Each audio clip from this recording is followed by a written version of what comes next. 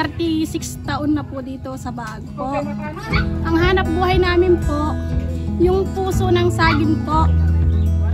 Binibinta namin po, sir. Tapos binibili nila po sa bayan. Yun po ang kabuhayan namin po dito sa Baag. Ngayon po, meron na po ngayon na sinasakyan namin mga motor.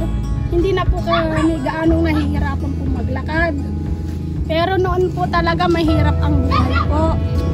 Isang araw po, minsan lang po kaming kumain. Pero ngayon po sa awan ng Diyos, meron po nagbibigay sa amin.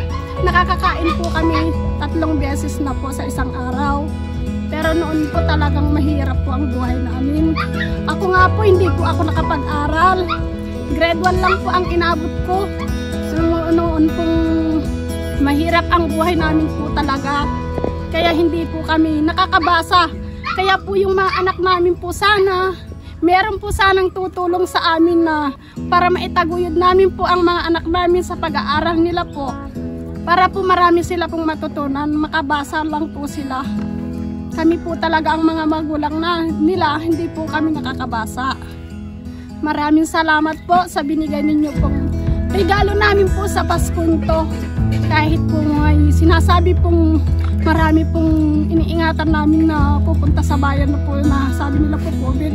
Pero ang Diyos na lang po ang bahala sa atin na magbantay sa atin para po ingatan na tayo po lahat sa mga sakit po. Maraming salamat po sa binigay ninyo po tulong sa amin po.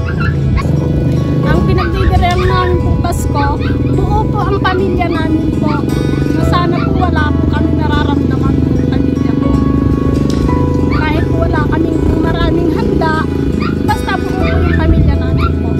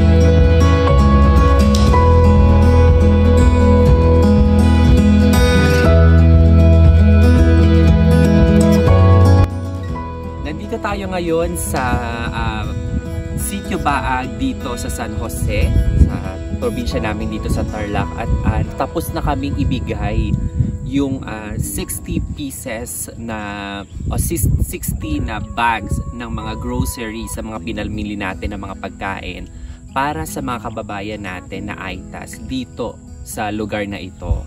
Napakasarap sa pakiramdam kasi kitang-kita namin yung saya ng mga tao, ng mga magulang, ng mga matatanda, lalong-lalo na ng mga bata. Nung buksan na nila at nung ma-receive nila o matanggap nila yung mga munting handog o mga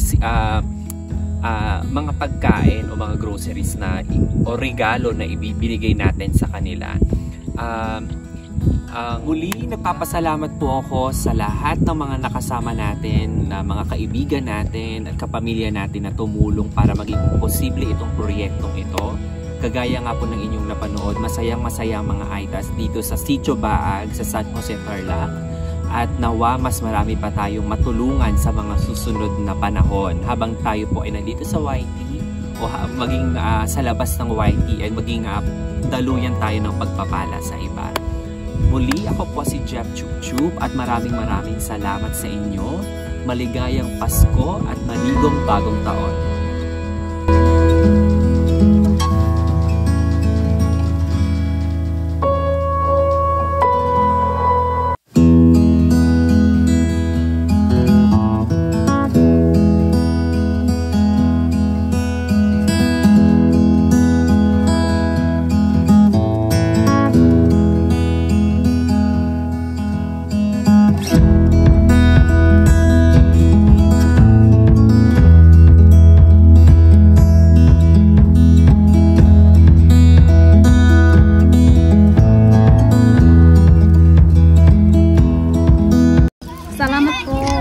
Salamat po.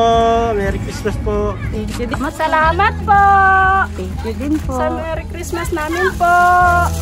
Salamat po. Salamat po sa inyong tulong po para sa amin po. Merry Christmas po. Maligayang Pasko po. Maraming salamat po sa inyo. Salamat po. Merry Christmas po.